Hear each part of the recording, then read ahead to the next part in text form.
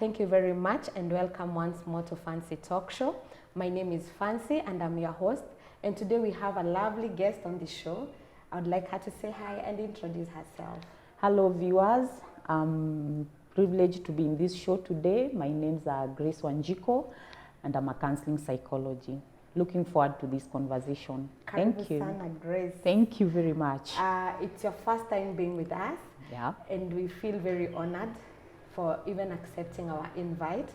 And today we are going to talk about something that has been happening in the society.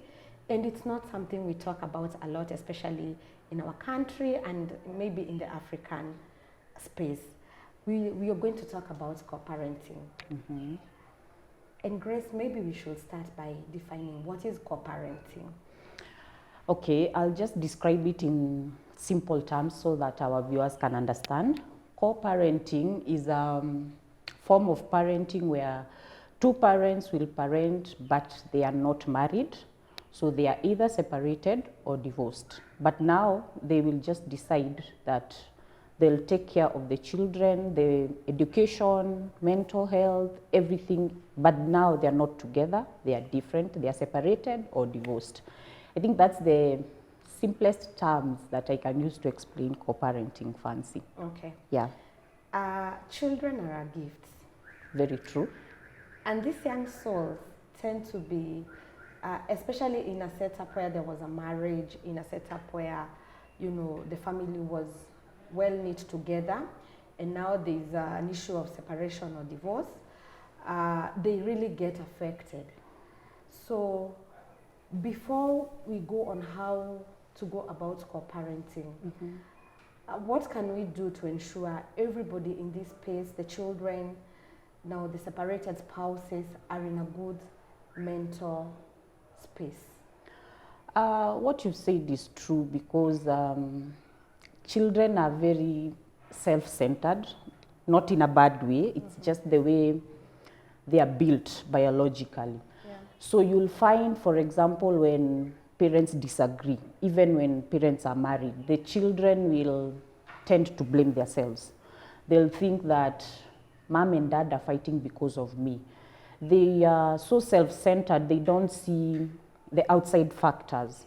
So you can imagine when it comes a time that parents are separated or divorced, it's devastating to children because first of all, they view their family and they expect that that family will be together forever. So first of all, that notion is broken, which is devastating to our child who is already not understanding that there are other concepts that can affect the marriage. So the first thing that I would advise is that even when parents are separated or divorced, they remember that the children are also affected. Because sometimes as parents, we tend to concentrate on our pain, which is okay, depending on the situation, and they tend to forget the children. They think that the children, they are okay, which later can bring out several issues. So my advice is the best thing to do when the emotions are high, you first of all take a step back. So if you are a mother, you are separated from the dad, you don't make major decisions because you'll find people making major decisions. They'll say, my child will not see the dad. But at that time, you are very emotional. And as we know, when someone is emotional, they cannot make a good decision. Your decision making is very, very poor because logic is not there. You're just emotional. So first of all, the first thing, you take a step back. You calm down, because when you calm down, you'll be able to remember that you have kids. They have lost a dad or they have lost a mom. They had a vision of how they expected the family to be. It's now broken. So there are very many concepts that we have to look at. But my main thing would be that we first of all calm down, because when we make decisions when we are angry, will affect ourselves, our children, and it's good to be kind and to remember that these children look up to us as parents. So I think that would be the first thing that I would advise people to do. Step back. If you need to talk to someone, talk to someone. If you need to go for therapy, go for therapy. Take those children for therapy. sometimes as parents we forget that. You'll feel you're stressed as a mother or as a father, you'll go for therapy, you forget your child. So that child will have nowhere to vent, nowhere to say what they feel, because of course even them, they have expectations. I think that is the major thing that I think as parents we forget when it comes to either separation or divorce. You said something very profound of, of parents or the adults in the affected, this institution of marriage going to therapy, but skipping the children. Maybe I should ask you, from what age can a child be taken for therapy? Because I think parents will also assume my child is too young to understand this. From what age should a child be taken for that therapy? And should they actually be told, of course not things in depth because maybe their little mind cannot, process everything, but should they at least be in the know-how that, mom and dad is no longer together? Okay. So mostly children, they are child therapists, and they don't work like the way we work with grown-ups. When we are dealing with children, for example, if you are brought for a 3-year-old child, maybe he cannot articulate what he feels. So mostly they use art and play therapy. For example, if I have a 3-year-old child, I'll tell them to draw. For example, if it's something that is concerning the family, you can tell them to draw a picture of a family. So children are we tend to assume that they don't know things, but deep down they usually know what is happening. So you may find, for example, if the parents are separated, divorced, maybe prior to the separation or the divorce, there was abuse going on, whether emotional, physical, financial. Children sense that mood. So for example, you might tell that child when they come to therapy, there are toys, they use art, they use, what is this called, that? Molding, exactly, we use those. So the child is told to sit, and you have to remember that children are very funny. They might come for the first session and just keep quiet.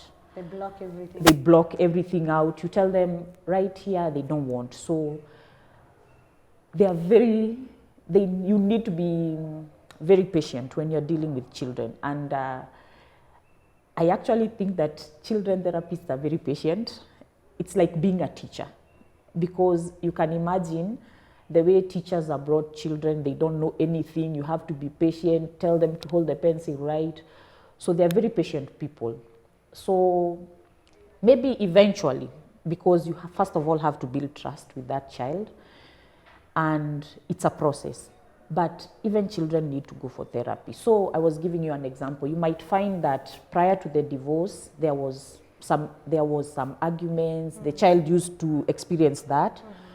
So when maybe the child is told to draw, sometimes I see child therapists sharing pictures. You'll see a child drawing, the father is so big, and then the mother and the child are so small. First of all, that from a therapist point of view, that shows you that that child is viewing the dad was maybe a threat. When you dig deeper, you might find maybe the father was abusive or things like those. So children, they are very expressive. It does not matter, they might not talk it out, but they can express. You might observe, for example, if they are playing with toys, you give them a toy. The child might take this toy and this one, and then he starts hitting them together, and you're like, that's not normal. Maybe there is something that is making him to do that. Because if you've not seen violence, children do what they see. Yeah.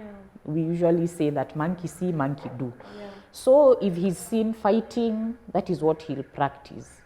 So we have to be very intuitive with our children, and we also have to be very observant with them, because of course there are those changes that we observe in our children. For example, if your child was a very social child, they become withdrawn.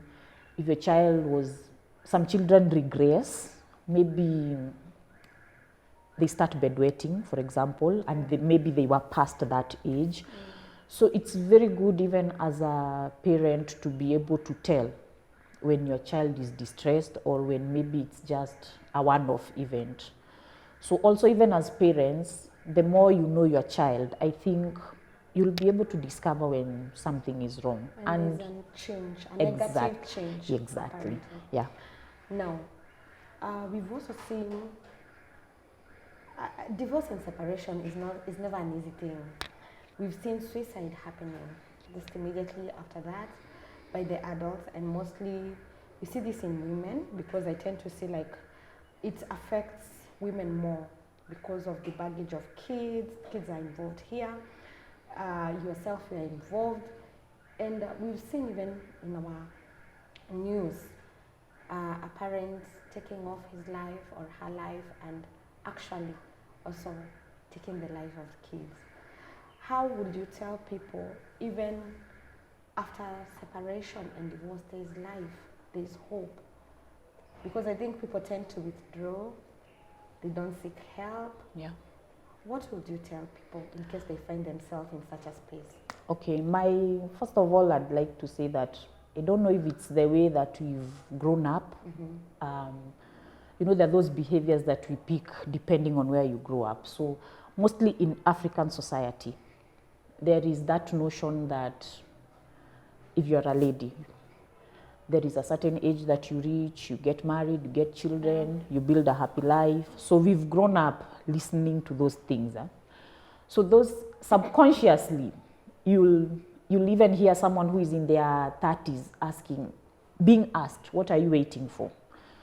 So when will you get married? When will you get married? When yeah. will you get a kid? When you get married, when will you get a kid? Yeah. So you see those expectations, subconsciously we know that it's like our worth is attached to marriage and family. So you can imagine if you went into that marriage knowing now I'm good to go, I'm done, I have a family, I have kids, and everything that you are as a person depends on that marriage and those children. You can imagine when you lose that marriage, what will happen to you, Phancy?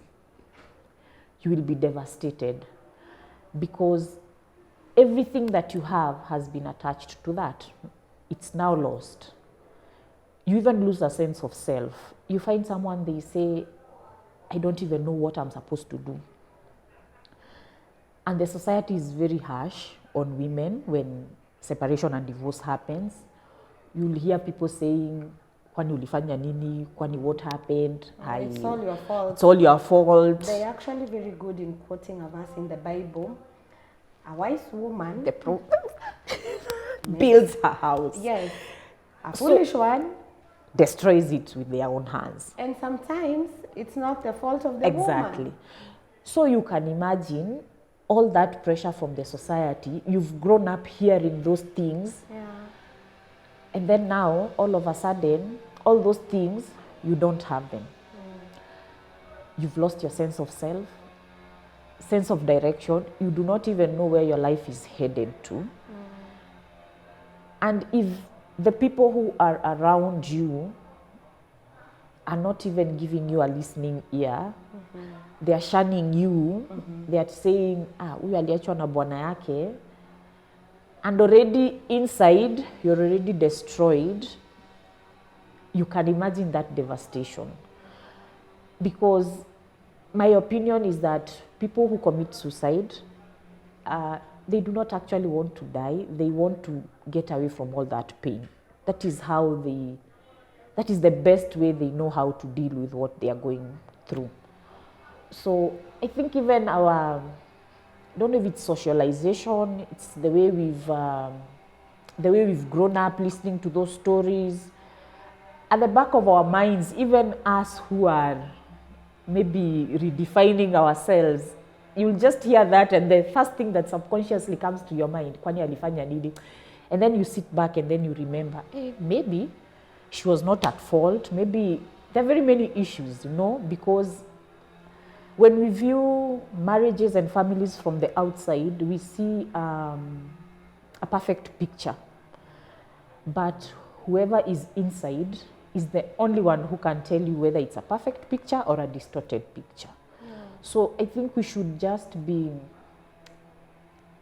kind.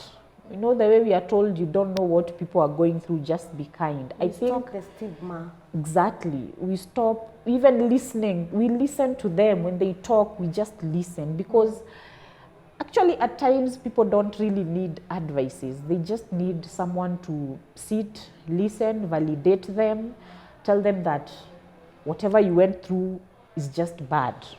There is no turn around. It's bad, it's wrong. It's okay to feel the way you are feeling.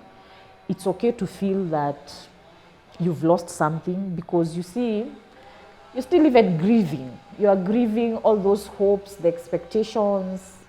So it's a process. We just have to be kind. Just be kind. I think if we would do that, we would help a lot of people, because marriage it's not easy, and it takes two to build. You cannot say that only one person can build a marriage. It takes two. Absolutely. Yeah. As we wind up with the suicide, I know September is a suicide month. So maybe you can tell somebody who is contemplating to take their lives away. You can talk to them. And just a word of hope to let them know it's not the end. And when you take away your life, you're just transferring that pain to another person. It's very true what you've said, Phancy. September is Suicide Awareness Month. And there is so much stigma attached to it. I've had someone I know who tried to commit suicide, and it's a friend, and she told me that she tried it at home, at her parents' home, and the first thing when they found her, they were like, unataka kujiua kwa nini? And she was telling me that statement made her feel like they would just go outside the door and she would try it again, because they did not understand. They did not show empathy. Exactly. And she was telling me that even since then, she's struggled with that. And we have to remember that we are not the same. For example, what you, Phancy, can experience, and you maybe in a span of like 6 months, you're good to go. Maybe me, as Grace, I'll take 2 years. And I think we have to appreciate the fact that we are built differently, because you'll hear people say you have a good job, you have good parents, you have good marriage, you have, why are you killing yourself? You know, there are people who, you don't do that. Going through worse. There are people who have worse than you, you know. I think that's the worst moment to tell someone something like that. And we have to remember that these people are just looking a way out of the pain, the emotional pain. They do not have any better way of dealing with whatever they are going through. So their opinion is that taking away their lives is just now the last resort. But I'd love to tell someone that it does not matter what you're going through today. And I think every one of us has those days that you feel you're exhausted, you're just tired. Even the best of us have those ideas. So look for someone to talk to. If you do not have someone that you think you trust, look for a professional, because a professional will provide a safe space. They'll be empathetic. They'll listen to you. They'll be non-judgmental, because I think the issue is maybe the people who, when, for example, someone is thinking of committing suicide, you'll hear people say, na alituambia atanunua kamba. And you're like, you didn't do anything. What did you do about it? Actually, there are people who tell you, nitakununulia. And brush you off. They brush you off. Hata ndio hii. And then the next day you hear that person actually went and did that. So you can imagine if that person came to you and you asked them, why do you want to commit suicide? What is happening? Is there another option that you can take? You just listen to that person. Some time back, some person told me that I was in a seminar in church, and I think I was teaching about mental health and stress. So I taught, and of course, the questions will lead you outside the topic. So at the end of it all, he came and told me, you've spoken so well. I'm a survivor of suicide. He told me that he tried to hang himself, but kamba ikakatika. So the neighbor, they were these two houses that, I think, mabati houses. Yeah. So the neighbor had something fall. And he was like, what's happening? So he went to check. And he found the kamba imekatika. And he sat him down. He was young, because you can imagine he's a youth, he's 20-something. He told me he was young, something like 18 years. Akamkalisha chini akamuuliza, what's happening? What did you want to do? Akamwambia mimi nilikuwa nataka kujiua, nasikia nimefika mwisho. And he told me that guy listened to him. And he told me he was even older than him. It was someone whom he didn't even expect to talk to him. When unaonanga tu mtu unasema, just a neighbor. Yeah. He listened to him. Because he told me that guy did not give me anything, but he listened. I told him, venye nasikia life imeniskuma, I'm tired, I'm just tired. And the guy told him, hata sisi unatuona hapa, we've been there. But don't kill yourself. Because the difficulties that you're going through now, you don't know about tomorrow. And he told me that as simple as that, he was okay.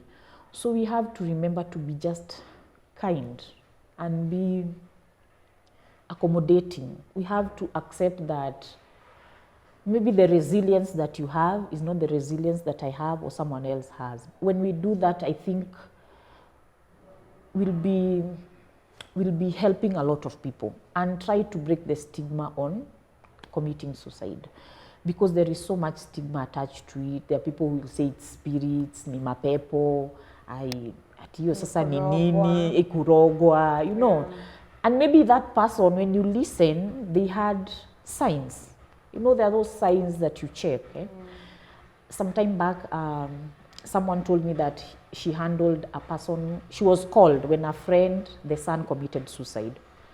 So when she was called, she was very shocked, because the son had been addicted to substance abuse, but then he had been taken to rehabilitation. He had been okay, went back to church, went back to college. So the parents thought that everything was fine. So afterwards, as she was doing therapy to the parents, because it hit them so hard, because the son committed suicide at their home. So they had just taken supper, everything was okay. The boy even preached. He said, I want to preach today. He preached, he prayed. At home? Yeah, with the parents. And they were happy. They were like, now our son is okay. He's reforming, he's okay. Hata ametuhubiria, ametuombea, he's good.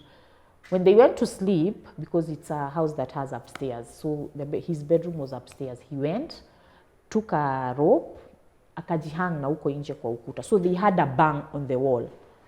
Cool. And then they were like, have you heard that? So when they went to check, you can imagine a person you were talking to like 30 minutes ago, they saw the body hanging. He already perished. Exactly. So now that friend was telling me afterwards, when he was talking to the parents, they were saying, we didn't see any signs, he was okay. But now, as she dug deeper, she found that the boy had started giving away his things. And kama kujigawa, it's like anaandika will. Anasema, even giving out favorite things, that's very weird. It's alarming. It's alarming. Ile kiatu unapenda kabisa, unaanza kuniambia, nakwambia Phancy, unaona ile kiatu favorite yangu, enda upe so. You should be very suspicious. He had been doing that, but they didn't think that it was that serious. On that last day when he preached about the New Jerusalem. So akawaambia, I can't remember the verse in the Bible. So when he was preaching, he was saying, yes, now sasa tutenda kwa the New Jerusalem. So he was telling them goodbye. but in a very, very hidden way. And because they had not seen the signs before that, because he was even withdrawn, he was a social person, he became withdrawn, he started giving out things. Actually, he had started talking about death, preoccupancy with death. You'll just sit here and say, now, Phancy, if I die today, nikikaka anakwambia, guy, na sasa mtu tutakufa lini? There is that preoccupation with death. So that is when now the parents realized the boy was all along suicidal, but they didn't know. So we also have to be very sensitive about the signs of suicide so that at least we can take the precautions. Yeah. Thank you very much for taking us through that. Guys, it's September, and as you've heard, it's a Suicide Awareness Month. So of course we cannot ignore that. It's one of the biggest challenges, and statistics show actually suicide is one of the ways many people are losing their lives. Yeah. So we need to take care of ourselves. It starts with our mental wellness, so that even when challenges come, we are able to tackle them. Yeah.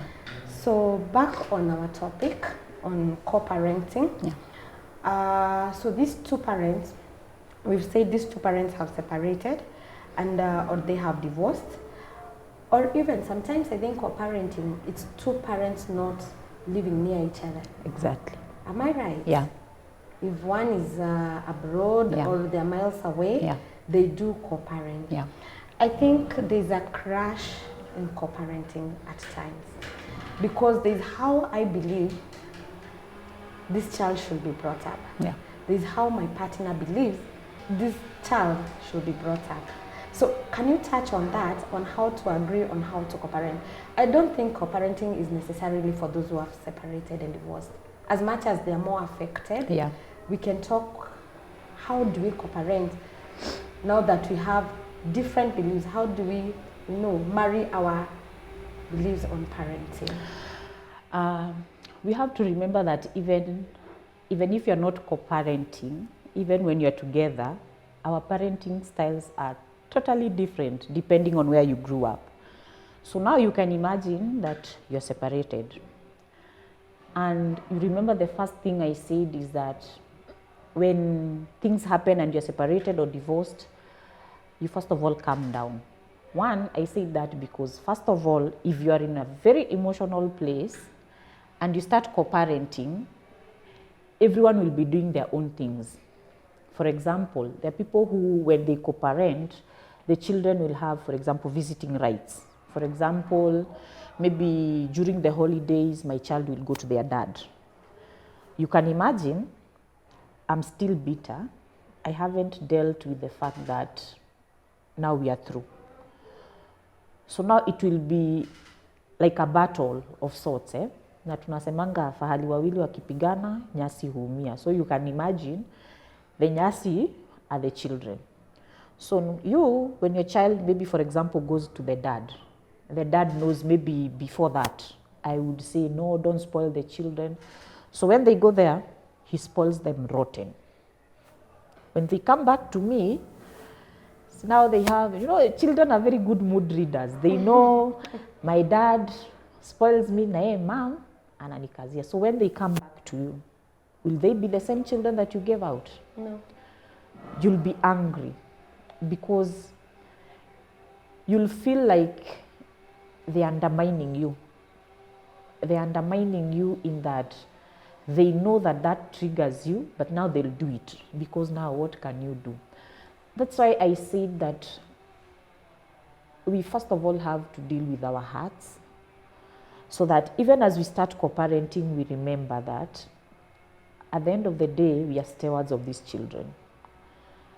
And as long as our children sense that mom and dad are not together, even though they are separated, we have to come to an agreement. We have to sit down and agree. Because I think when we agree some of these things, there will not be problems. You'll sit down and say, now, you'll be doing this and this and this, and you have to compromise. Because at the end of the day, if you have dealt with all the issues that you have, we all want the best for our child. So when that child comes to you, you'll do what you know best. And when that child comes to me, I'll do what I know best. Otherwise, I think on parenting styles, everyone has their, you just feel this is how I should parent. For example, if you came from a very strict parent, you had disciplinarian parents, they were very strict, what they said, hakuna kukata. Maybe when you get children, you tend to either be a permissive parent, you'll be saying, hey, mi siwezi taka watoto wangu wakue venye mimi nilikuwa. But another one will just strike a balance. You'll be strict, but not too strict. Your children will be seen and heard, but not just to be seen.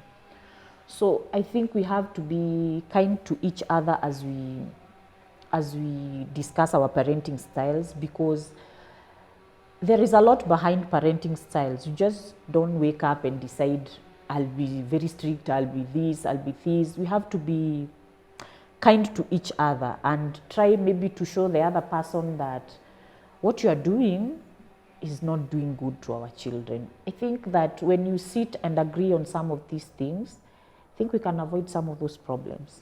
Okay. Yeah. So guys, we are going to end our first session there. But as we come back, we're going to tell you more about this. Please don't go far away.